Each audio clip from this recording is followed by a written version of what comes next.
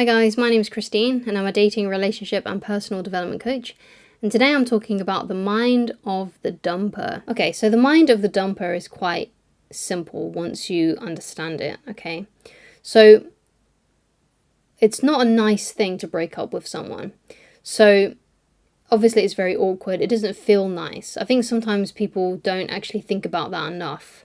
Right, it's actually a really difficult thing to break up with someone because it's awkward. If you're living together, then there's the awkwardness of moving out and doing all that kind of stuff. It's not a nice thing to do, and it's also not a nice thing to break someone's heart. Like, it really is really uncomfortable to do something like that. Obviously, it hurts a lot more for the person that gets heartbroken, but witnessing someone's heart break as you tell them that you're no longer interested is an awful, awful, awful experience, okay? So another thing so when the breakup is done and everything's finalized and that person, the dumper, is away now from the person that they dumped and they're living somewhere differently, they feel relief. They're like, oh, okay, I got through that. I managed to break up with them. Now I feel like I can relax, right? Okay, so that's the mind of the dumper, especially within those first initial stages of the breakup, after the breakup has happened. They feel relieved, they bit the bullet, they got it done, right?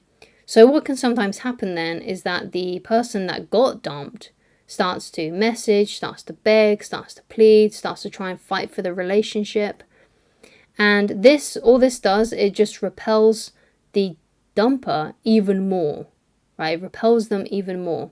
Why? Because they were relieved, they got it done, but oh no, it's not over. They're still talking to me. They're still trying to make things work. Oh God, I wish they would just take the message and leave it. That's kind of like where they are. That's where they are feeling, right? That's the place that they're in.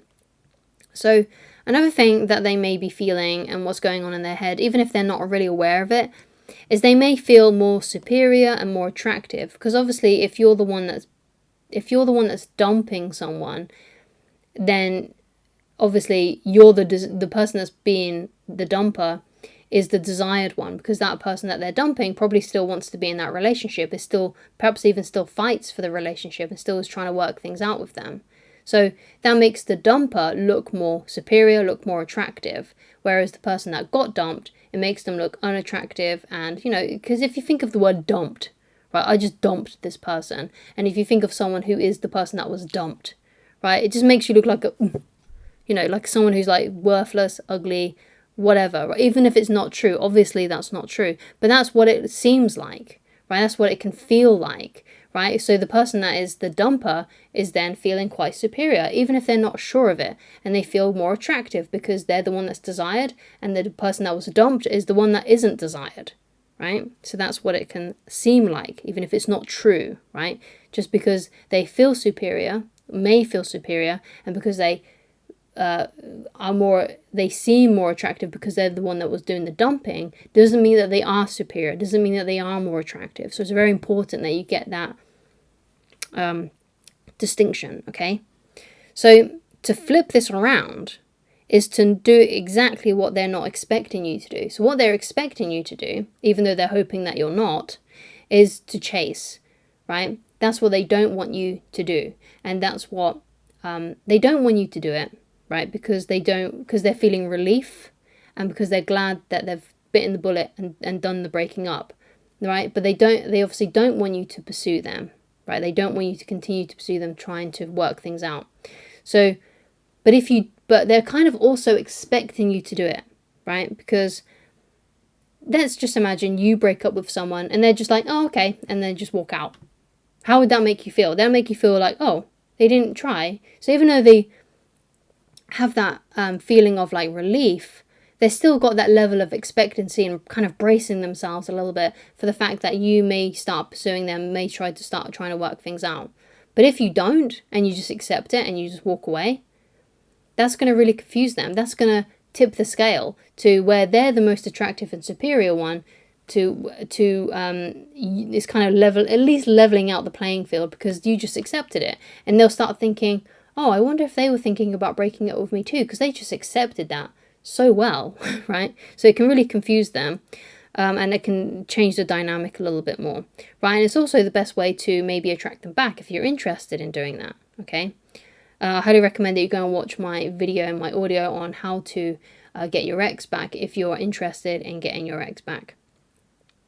So when this kind of thing happens and you're the person that was dumped, it makes you feel bad about yourself. Like, because like the analogy I used earlier of the person that got dumped and they feel ugly, they feel unattractive, they feel horrible about themselves, they don't feel superior at all because they just got dumped. It can make you feel really bad about yourself when you're dumped. It can make you feel unlovable. It can make you feel horrible about yourself.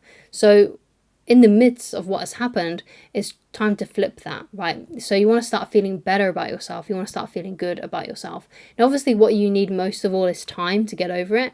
But while you are taking the time to get over it, definitely get a few goals for yourself that you can work on. Perhaps start a new fitness regime.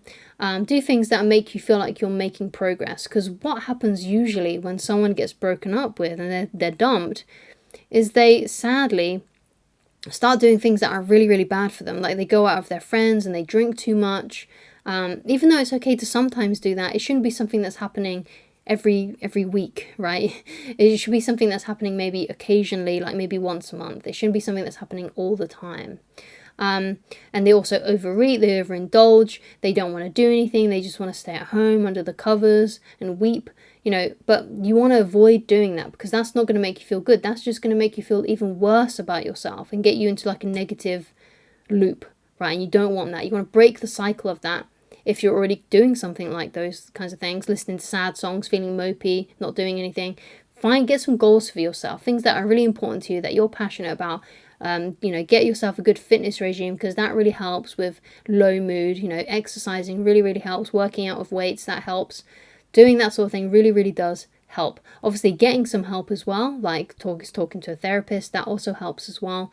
Try and get yourself a counsellor or therapist if you can afford to, or perhaps if you're here in the UK, you might be able to get something on the NHS, speak to someone on the NHS. There's a few charities in the UK that help with mental health. There's Samaritans, there's Mind, those kinds of charities, those kinds of ones can help. But get yourself feeling better by focusing on goals that make you feel good about yourself.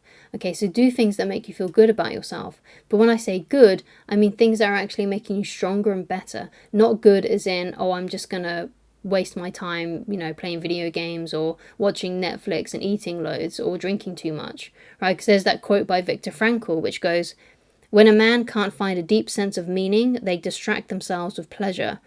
And basically, if you're distracting yourself, you're hiding away from your life. And you don't want to be avoiding and hiding away from your life. You want to be finding something that is purposeful and meaningful that can help you get through this difficult stage. And moping around is not going to help you get through this stage. What's going to help you get through this stage is tackling goals, exercise, and trying to get better by maybe speaking to a therapist, a counselor. That's what's going to help. That's what's going to make things change around for you. And you will have better days than others. Some days you'll feel really bad, and other days you'll feel a lot better. But you have to realize that there are going to be ebbs and flows like this. And maybe if you do no contact properly, you'll hear back from your ex and maybe you can reconcile. Or maybe after a while you start dating again and you find someone even better. Because most of the time, you're either going to get the ex back or you're going to find someone better.